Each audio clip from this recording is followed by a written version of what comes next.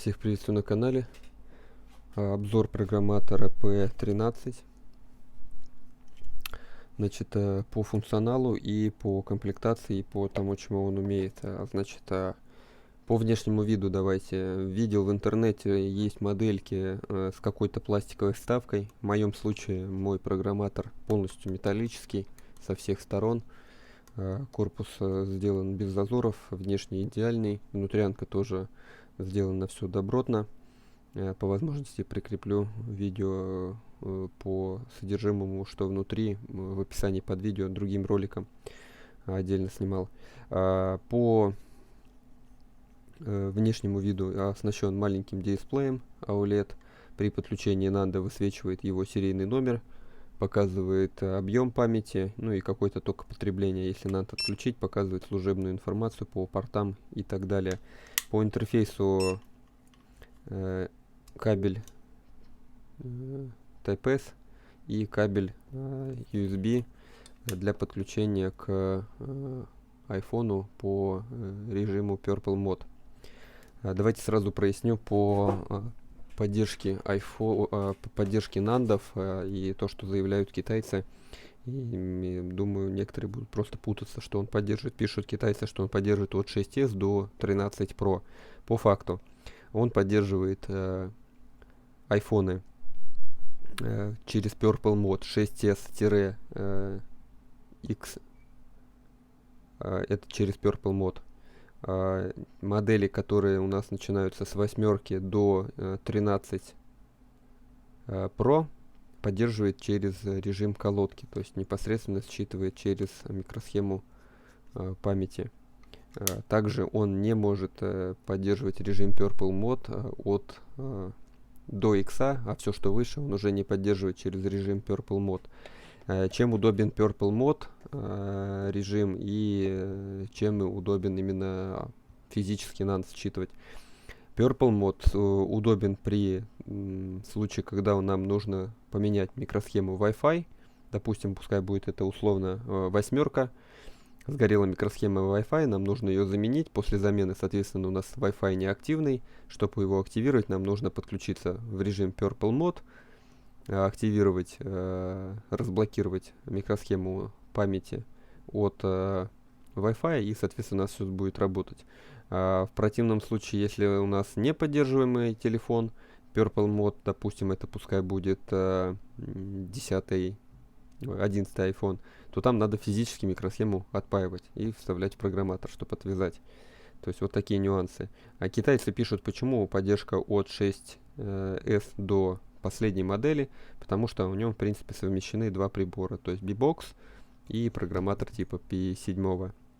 Вот и все. То есть китайцы таким образом просто указывают информацию, что он поддерживает все модели, но с ограничениями такими. По работе его сейчас покажу. Тут тоже есть небольшие нюансы. Подключаемся. Ну, тут служебная информация на дисплейчике, я думаю, не сильно важно. Перейдем к программатору. Ну, тут все стандартно. Скачиваете драйвер через вот эту вот окошечко, устанавливаете, потом подключаете программатор, он обновляется, и дальше уже непосредственно работаете с самим программатором. Что касается самой менюшки, тут все, в принципе, на том же самом уровне. Первая кнопочка — это режим работы с этим программатором. Здесь выбираем порт, подключаемся. Он автоматически вычитывает данные.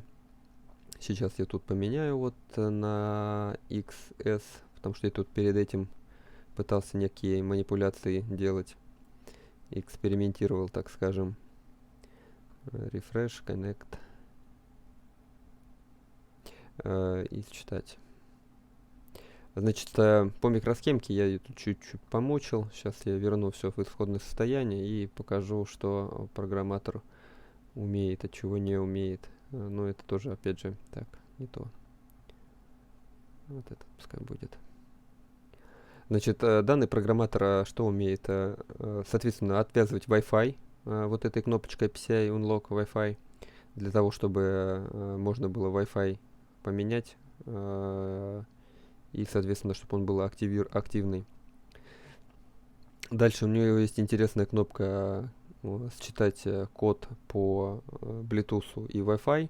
На случай, если у вас микросхема NAND физически умерла, ставите новую микросхему, прошиваете аппарат, доходите до режима активации, потом снимаете микросхему, ставите обратно в программатор, нажимаете вот эту волшебную кнопочку, он вам в течение 3-20 минут вычитывает серийный номер Wi-Fi и Bluetooth, потом его, соответственно, вбиваем вот сюда.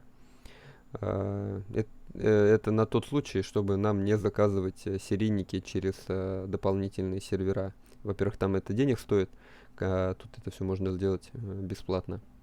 Так, что по самому устройству? Смотрите, сейчас я верну все данные в микросхему. Когда нажимаем Connect, он считывает все данные с этой микросхемы. В данном случае она у меня XS Max. Вот эта информация показывает о том, что она заблокирована под вот эти модельки. Соответственно, другие модельки я этот NAND не смогу прописать. То есть это XS, XR и XS Max. Ну, то есть то, что перечислено, то мы можем записать. Другую модельку мы не сможем записать. Информация по Wi-Fi, видите, она заблокирована. Соответственно, тут информация по серийным номерам и так далее. Первая кнопочка записывает всю информацию. Вторая кнопочка — это бэкап. Предварительно я его делал, сохранял вот на рабочем столе на случай, если что-то вы там напортачите. То есть первое, что вы делаете по факту: Connect, считали информацию. У меня вот тут вот стоит кнопочка автосчитывания, можно убрать. И, допустим, при коннекте он просто выдаст служебную информацию по NAND, то есть серийный номер и объем. А если нажмем кнопку «Считать», то есть он уже тогда вычитает всю информацию по самому NAND. Далее вы сохраняетесь, соответственно, бэкапитесь. Вот, сохраняйте куда вам нужно. Ну, на случай если что-то пошло не так. Ну и также третья кнопка для его восстановления. Также можно вручную тут каждый параметр прописать вот этими кнопочками. Далее, что интересное по моделькам. Поддерживаемые модельки, опять же, по сокету от 8 до 13 Pro Max. И вот тут такой нюанс. Вот, к примеру, вот этот NAND у нас от XR. Я его хочу записать, допустим, там в 12. Есть у меня такая необходимость. Он нам выдает сообщение следующего характера, что данный NAND привязан к моделькам XR, XS, XS Max, ну и так далее. И записать мы его не сможем в другие модельки. К примеру, вот сейчас я выбираю 12, да. Дальше нам нужно сделать формат, а он нам выдает ошибку. То есть, соответственно, я его не смогу записать в 12. Это не на всех нандах, вот на некоторых есть привязка, и тут хоть убейся, ничего, в другой телефон его не запихнуть. Но имеется в виду, допустим, вот XR я не поставлю его в 12 или в ту же самую 8. Вот такая вот история по этим моментам, тоже их надо учитывать. То есть, если у вас валяется NAND, это не факт, что вы его запишете в любой телефон, который вот тут вот заявлен. То есть, вот есть такие некоторые ограничения. Но если, допустим, я выберу, к примеру, это у нас XS Max, я сейчас выберу из заявленного, давайте iPad какой-нибудь, вот 8, допустим, и тут уже нажимаем кнопочку «Формат», он нам без проблем дает ее отформатировать. Форматируем, и, соответственно, ну, давайте отформатируем, ладно. Начинает его форматировать и конфигурацию делает под iPad 8 2020. То есть без проблем потом можем его поставить в этот iPad. Ну, в принципе, все, готово. Пищит, кстати, громковато. Можно на динамик что-нибудь приклеить, чтобы не сильно громко было. Ну и все, можем считать информацию. Он подготовленный уже, получается, под iPad. Вот он, видите, высвечивается iPad 8. Можем отключить, Reconnect. Все, видите, определился как NAND под iPad 8. Ну и опять же можем обратно забэкапиться. То есть сейчас он выдает, что это iPad. Видите, можем сохранить как iPad. Возвращаем, допустим, стандартный файлик. И вернется под XS Max. При том же заблокированном Wi-Fi. Считываем. Так, ну этот бэкапик у меня разблокированный. Давайте вот этот.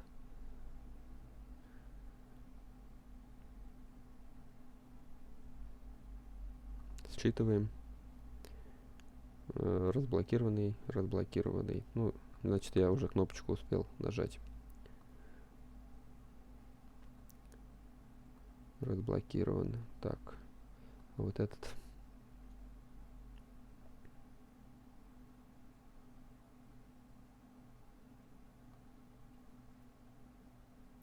О, тут заблокированы. То есть все, вернули в исходное состояние. Ну и, соответственно, что? Опять же, та же самая кнопка по разблокировке Wi-Fi. Где она у нас? Так, давайте, во-первых, вот она, разблокировать. Все, одно нажатие и все готово. Разблокированный.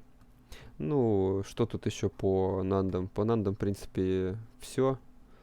Все, что можно по ним осуществлять. Единственный момент, что можно говориться, что предыдущие модельки не могли делать разблокировку Wi-Fi без формата. То есть на данный момент, если вы меняете микросхему Wi-Fi, то вы можете делать разблокировку без форматирования. То есть вся информация клиентская останется. Сняли микросхему Wi-Fi, поставили новую, сняли микросхему NAND, разблокировали, все запаяли обратно, и, соответственно, все работает, как должно работать. Это такой вот нюанс. Дальше возвращаемся к режиму Purple Mode. NAND отключаем. Подключаемся через вот этот вот кабелечек. Для образца давайте возьму семерку. Можете сразу подключить, можете перевести сразу в режим DFU, то есть для режима с Purple Mode его нужно перевести в режим DFU. Кто не знает, есть небольшие подсказки в этом устройстве. То есть, смотрите, вот это вот режим просто считывания информации, потому что он у нас в активном состоянии. Дальше переходим на эту вкладку. Самое нижнее окошечко нажимаем, он делает подсказки, как перевести телефон в режим Purple Mode. То есть нажимаем, нажимаем Go, допустим, и он закрывается. Если тут поехали, первый шаг, вставьте кабель, потом второй шаг, нажмите кнопку ту, нажмите кнопку эту. И тут, по-моему, еще была когда-то анимация, что какие действия нажимать. Тут можно вручную переводить. То есть это на случай тот, если вы не знаете, как перевести в режим DFU. Так, далее. Давайте переводить его в режим DFU и переведем в режим Purple Screen. Если нажмем Purple Screen, выдаст вот такое окошечко. Пока не нажимаем ничего, то есть предварительно переводим в режим DFU. Нажимаем кнопку вверх, вниз, кнопку питания, держим кнопку вниз, громкости точнее. Отключился, 3 секунды ждем, отпускаем кнопку питания, ждем подключения режим DFU. Если перезагрузился, значит что-то не успел. Он сейчас, наверное, зайдет в режим recovery, придется повторить. Угу. Пробуем то же самое. Выключаем. Ресетим, отпускаем кнопку питания, а кнопочку вниз держим громкости. Так, не срослось. Кнопку вверх, кнопку вниз, питание. Один. Заново.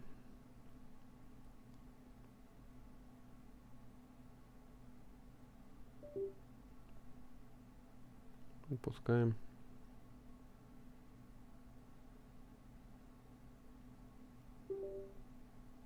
Так, все, вроде определился. Как увидеть, что определился или нет, можно обратно вернуться вот сюда.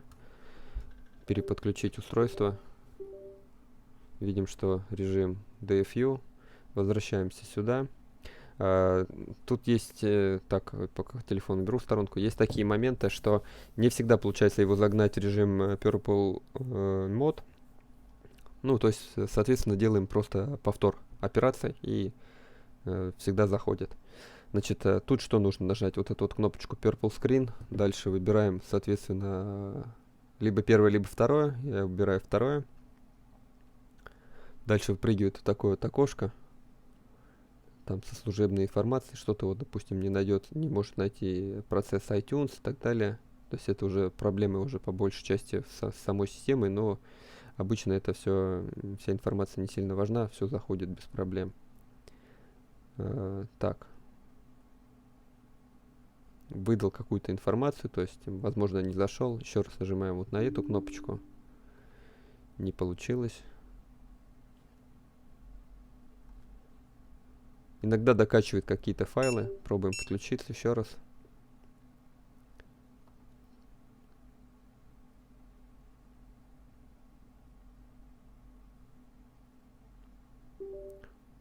По сути, это режим у нас совместимый как B-Box. То есть, если у вас есть B-Box, вы можете все те же самые операции сделать через B-Box. Ну, грубо говоря, с этим программатором B-Box, по сути, не нужен. Можно его продавать, соответственно, B-Box.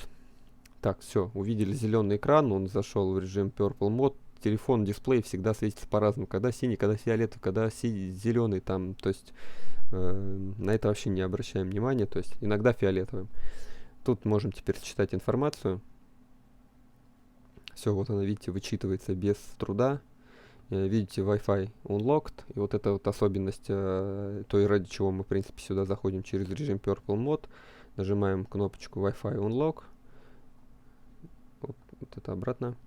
Считать информацию. И видим, Wi-Fi разблокированный. То есть это говорит о том, что мы теперь можем без проблем заменить микросхему Wi-Fi. И после замены она, соответственно, заработает. Я обычно советую сначала считать информацию, если Wi-Fi вообще не в коротком замыкании, телефон включается. То есть сначала считать информацию с телефона, разблокировать NAND в телефоне, а потом уже заниматься пайкой. Ну, если это позволяет, если нет, то, соответственно, можно сначала заменить микросхему, потом разблокировать NAND. В принципе, все, на этом функционал прибора и закончен. Есть еще нюанс, чтобы уже завершить ролик. Вот такой программатор, который P7, с дисплеем, по-моему, P7S называется. В чем его тоже преимущество, почему я его до сих пор не продал, хотя вот этот вот, в принципе, может его перекрыть. Ну, во-первых, он работает физически с микросхемой, то есть если через Purple Mode не получается каким-то макаром зайти, то снять микросхему, вставить в колодочку, он ее считает. Ну и, соответственно, если NAND полудохлый, я его опять же сюда могу вставить и вычитать какие-то данные, а режим Purple Mode не всегда срабатывает. Соответственно, прибор нужно сохранять. Хотя китайцы заявляют, что вот этот вот прибор считывает, да, 6S, 7, это на самом деле условно, потому что он условно читает это через кабель, через Purple Mode. Данный прибор начинает поддержку от 8 до 13 Pro именно по сокету. Соответственно, тут уже мы работаем непосредственно с микросхемой на сам сокет. Вот. Прибор вот этот еще есть такая плюшка, что в P13 опять же, вот эти вот данные, которые мы можем вычитать Bluetooth, да, в P13 она реализована в программу, в саму GC Repair. Если мы, допустим, хотим провернуть те же самые данные, чтобы вычитать маки непосредственно на халяву, да, не пользуясь услугами серверов, которые там сейчас по 5-7 баксов и ожидать непонятные сроки, то что мы сделаем? Мы берем тот же самый программатор P7, подключаем к компьютеру, закрываем вот эту штуку, открываем GC. Программа должна быть обязательно зарегистрированная версия, иначе вам не даст программатор считать MAC-адреса. То есть та же самая функция реализована именно вот в эту программу. Подключаться сейчас не буду, но смысл в том, что тут также определяется порт, вы выделяете его, подключаете Connect. Если программа зарегистрирована, он у вас, соответственно, также вычитывает эти данные. У меня она сейчас не активна, у меня лицензия закончилась. Я уже чуть-чуть другой программой пользуюсь. Ну, она мне как бы перекрывает и все эти схемы, особо нужды нету. Но когда маки нужны на старье, то, соответственно, есть смысл купить лицензию там на 2-3 месяца и активировать этот G-Seed. В общем, в принципе, вот такая вот история с этим программатором. Единственный момент пока что не ясен, как будет дальше работать по форматированию, допустим, чтобы из XS превратить в, допустим, 8 или в ту же самую 11, потому что NAND физически у меня валяется. Я его, допустим, хочу записать в другой телефон, но софт не позволяет отформатировать его. Это работает не со всеми нандами. Какие-то нанды приходят, снимаем, и они без привязки, имеется в виду. и мы их, соответственно, можем на другую модельку перекинуть. Вот. По сути, в принципе, все. Опять же, по самим программаторам в сети тоже быстренько бегло пробежался, посмотрел,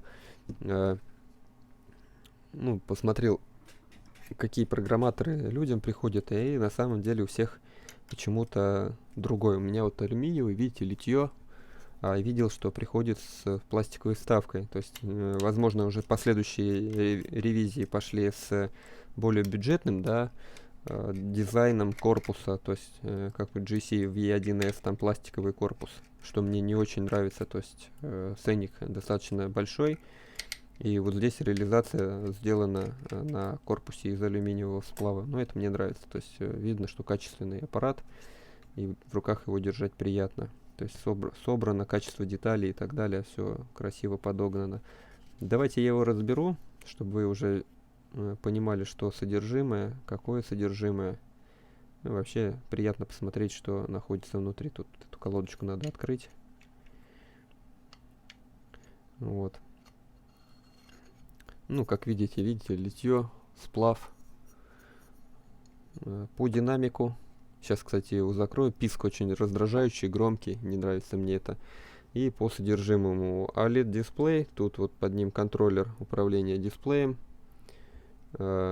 Набор микросхем, пайка хорошая, нету нигде флюсов, все красиво. Есть разъемчик, я так предполагаю, что служебный для восстановления прошивки, если что-то пойдет не так. Так, что тут у нас? Ну, под дисплейчиком вот такая вот подложечка, поролончик, чтобы его не задавить. Дальше есть MediaTek процессор, WinBond микросхема памяти. Здесь у нас 25-я, скорее всего, серия для прошивки самого устройства. Либо какой-то служебной информации прошивка. В общем, она сюда у нас записывается, либо сюда. Скорее всего, тут обновления какие-то будут прилетать. Так, с обратной стороны там просто распайка колодки, ничего великого нету. Версия платы, как видите, указана. Ну, в целом, все просто и надежно. И вот единственное, что мы сейчас сделаем, это заклеим раздражающий звук от динамика. Больно он громко пищит.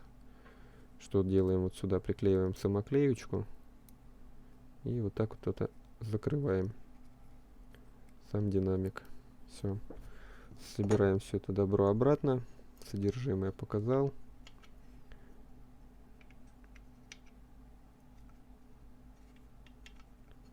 Так.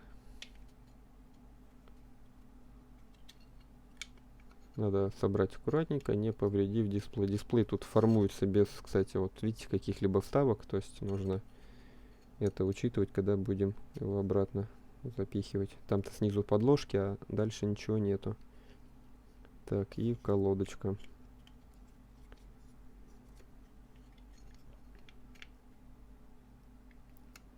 Есть.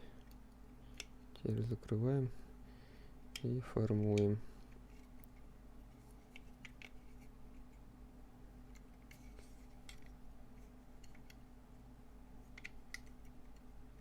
Все надо аккуратненько, иначе дисплей можно повредить.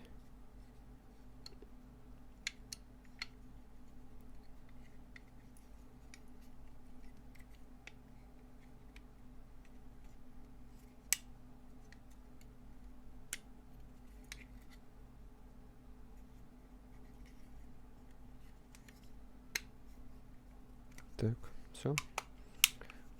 Собрал. Проверяем на то, чтобы ничего не повредили. Работает. Закручиваем. И, в принципе, на этом все. Если есть у кого-то информация по... я, кстати, сейчас вам еще кое-что покажу. Тоже будет интересно. Это уже больше для тех, кто занимается маками. Я, кстати, этот момент упустил. Маками не занимаюсь. Поэтому этот момент для меня не сильно важен, но он присутствует в этом программаторе. Подключаем его к софту. Запускаем GC. Вот тут, смотрите, есть галочка Mac. И есть некоторые модели: MacBook Pro, Air, iMac, Mac Mini, Mac Pro, допустим, Mac Mini. Появляется вот такая вот информация, да. Тут считать данные можно, записать, еще что-то. Ну, и вот, кстати, примерно та же самая функция, как адреса Wi-Fi, Bluetooth. Смотрите. Так, обратно выкинул нас, да? Mac Mini. Это выход из Mac Mini, хотя галочка нарисована та же была. Ну, допустим, Mac.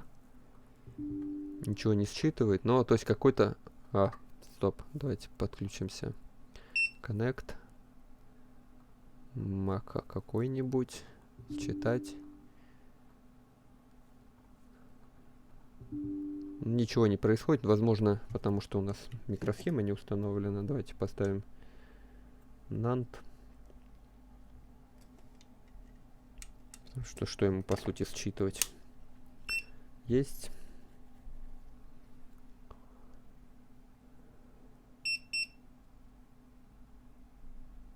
Что-то вычитал.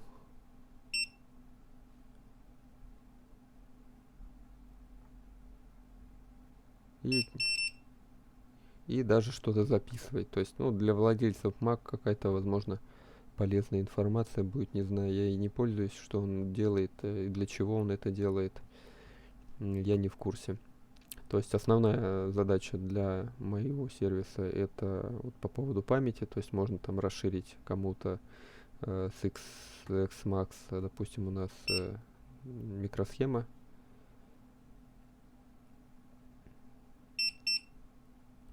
Все, вот он прочитал, и, соответственно, я ее могу там воткнуть в другой телефон. Единственное, пока что ограничение это то, что он заблокирован под определенные модели. Было бы неплохо, чтобы вот с этого XS Max бахнуть можно было, допустим, в тот же самый 8 Plus, но, как видите, он не дает нам отформатироваться.